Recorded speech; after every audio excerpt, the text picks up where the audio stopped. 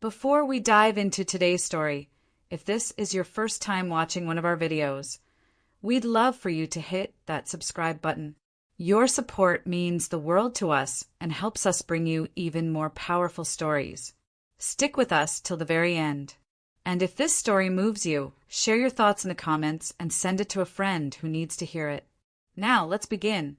The envelope beside the dinner plate felt less like a letter and more like a verdict. Mara stared at her name, printed in stiff, black ink, centered, precise, the kind of font used for eviction notices or tax forms. No handwriting, no warmth, just the sterile neatness of something designed to sting politely. Across the table, her father adjusted his glasses and said flatly, $2,500 a month. That covers rent, utilities, and your household share. His tone was cool, rehearsed, almost bored. Mara didn't answer right away. The clink of cutlery filled the air, her mother slicing into lasagna, her younger sister Ruby twirling pasta like it was any other Thursday night. Ruby's nails sparkled, her phone balanced by her plate, playing a beauty tutorial. She didn't even glance up. Mara finally unfolded the envelope. Every line was itemized with accountant precision. Base rent $1,200, utilities $400, household contribution $900. Due on the 1st, it read. Late fees apply. Her throat tightened. When does this start? She asked quietly. Her father didn't blink. Next week. You can manage it. Her mother smiled thinly, syrup-sweet. Your sister's still finding her path, honey. But you've got 2 jobs. You're stable. Stable. That was their word for exhausted. Mara nodded, folded the paper, and excused herself before the tears came. Upstairs, she sat on her bed staring at her chipped pink walls, the same ones she'd painted when she was 10, and thought, they just billed me for being their daughter. Later that night, the house was quiet except for the faint hum of Ruby's phone videos leaking through the wall. Mara opened her laptop, her checking balance blinking like a warning light. Not empty, but close. She created a new spreadsheet and titled it, House Payments. Her fingers trembled slightly as she entered the numbers from the invoice.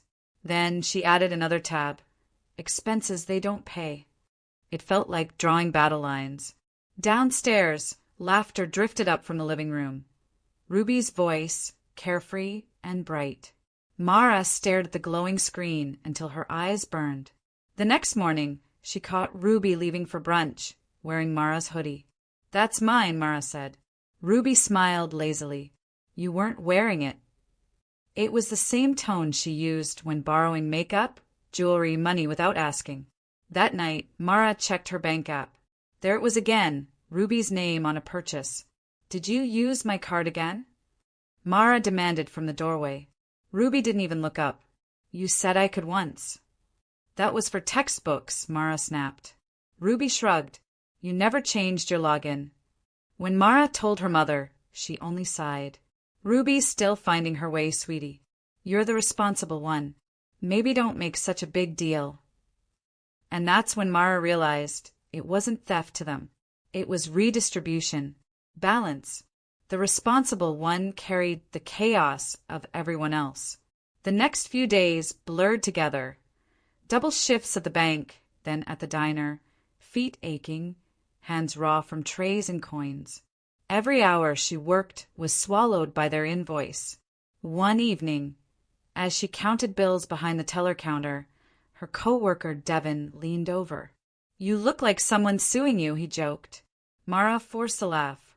Feels like it, she told him, half-whispered, about the rent letter, Ruby's spending, the family rules.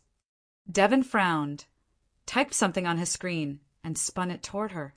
Mortgage registry, he said. Your parents' address. Look, refinanced. 90 days delinquent. Mara stared. That's impossible. I've been paying my part.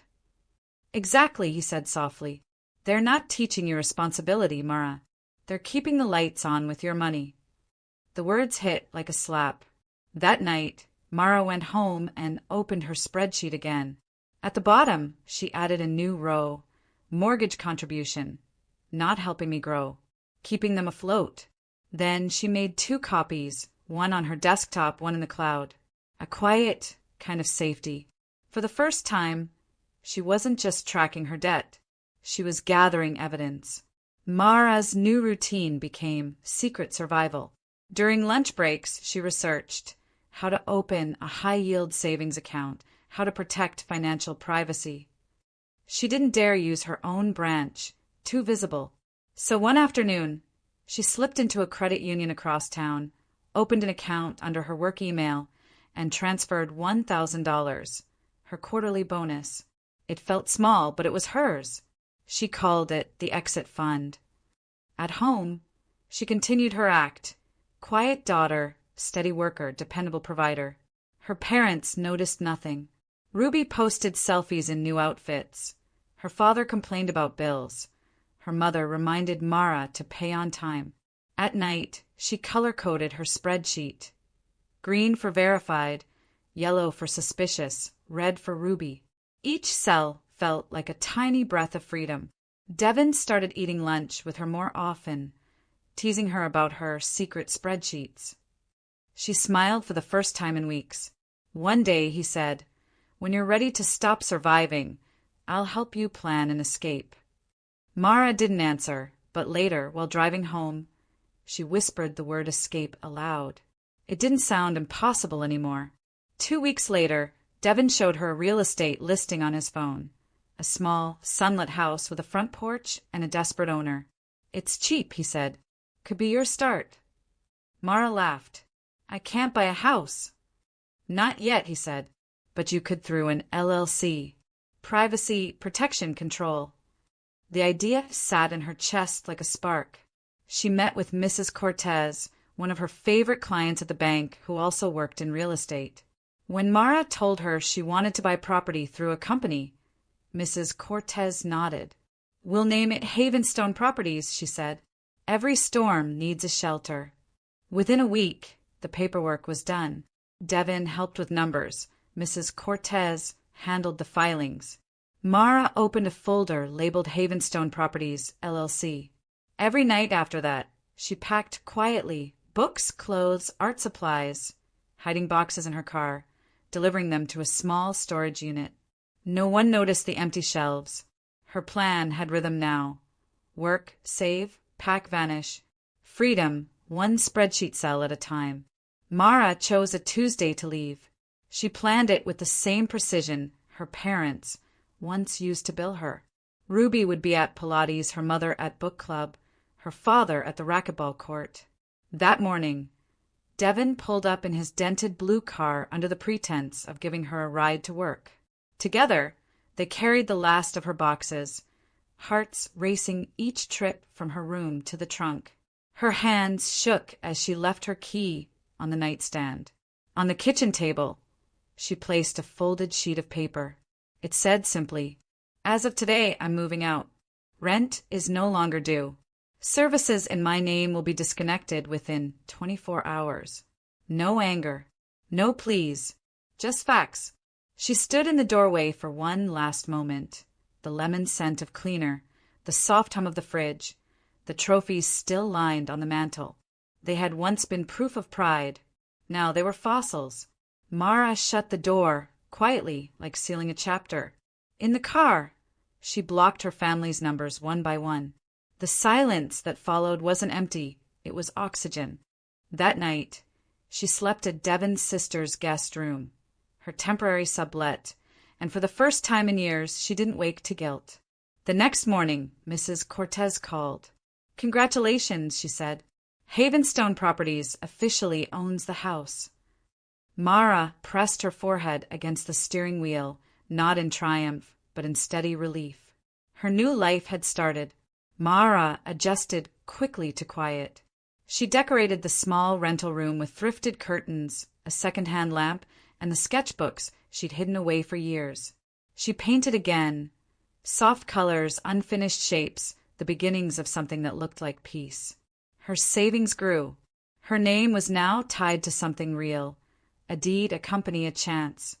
For weeks, her phone stayed silent. Then, one afternoon, a text arrived from an unknown number. "We need to talk. Something's wrong with the mortgage." Mara didn't respond. A day later, a car pulled into the driveway of her new address. She looked through the peephole, her father's square jaw, her mother's nervous fidgeting, Ruby in sunglasses with her arms crossed. When Mara opened the door, they tried to smile. Her mother spoke first, voice trembling. "Sweetheart, there's been some sort of mistake. A company called Havenstone took over our mortgage." Mara met her gaze calmly. "There's no mistake." Her father frowned. "You know anything about that company?" "I do," she said simply. Silence stretched like a wall. Her mother tried again, softer this time. "Ruby needs somewhere to stay while we fix this. You have space." Mara tilted her head. "Garage couch, $2,500 a month. Late fees apply." Ruby's mouth dropped open. "You can't be serious." Mara smiled faintly. "You taught me to be." Her father's face reddened. "This isn't funny, Mara. We're your family." She met his stare evenly. "Exactly. And when you handed me an invoice for love, that's what I became to you. A tenant." Her mother's eyes filled with tears. "We didn't mean to hurt you." "You meant to teach me responsibility," Mara said quietly. "I learned efficiency." Then she stepped back and closed the door. Their muffled voices lingered on the other side, pleading, confused, angry, but she didn't reopen it. Instead, she went to her desk, opened her laptop, and created a new folder titled Interaction Log. The first file read, "Visit number 1. Parents arrived at 5:17 p.m. Denied entry. Confirmed awareness of transfer." She saved it calmly. The next few days passed in silence. No calls, no letters, just the sound of her own breathing, steady and sure. But they came back again, exactly 1 week later, this time more prepared, carrying a thick envelope. "We need to talk properly," her father said. Mara nodded once and led them into the kitchen. The air was still. Mara had set 3 chairs around the small table. In the center lay a manila envelope. "Before you speak," she said, "please look at this." Her mother reached for it hesitantly, pulling out papers, 2 years of receipts, rent payments, late fees, credit card statements showing Ruby's charges. Her father scanned them, silently, jaw tightening. Ruby stared at her nails, but didn't deny it. "I kept everything," Mara said evenly, "because you told me responsibility means keeping records." Her father's eyes fell on the last document, the property deed. "This says Havenstone owns our home," he said slowly. "How?" "You gave me an education," Mara replied. "I put it to use." He slumped slightly, the fight draining from his posture. "We just wanted you to be strong." "You made me tired," she said, "but I learned to survive and to own." Her mother's voice cracked. "Please, sweetheart, we can't lose the house." Mara stood, expression unreadable. "The mortgage is under a legal entity. Payments go there now. Use the contact on your letter." She walked them to the door. "You taught me to keep everything in writing. I'm just following the lesson." Days turned into weeks, and Mara didn't hear from them again, at least not directly. Payments began arriving on time, through bank transfer, signed R. Hale, her father's name. No messages, no apologies. Only transactions. It was strange how clean the silence felt. She focused on her job, her painting, and her new space, a modest studio she rented under Havenstone's name. The first thing she did was hang the photo her mother had given her years ago, a snapshot from her high school art show, back when she believed talent could carry her somewhere safe. She placed it on the wall, not for nostalgia, but for proof that she existed before the debts. Then, one morning, the doorbell rang. Mara almost didn't answer, but curiosity won. Her mother stood there alone, holding a small frame wrapped in tissue paper. "I found this in the attic," she said quietly. "It's yours." Inside was another photo, Mara at 10, beaming in front of her first painting. "We were wrong," her mother whispered. "We thought we were preparing you for life. We just made you afraid." Mara didn't respond.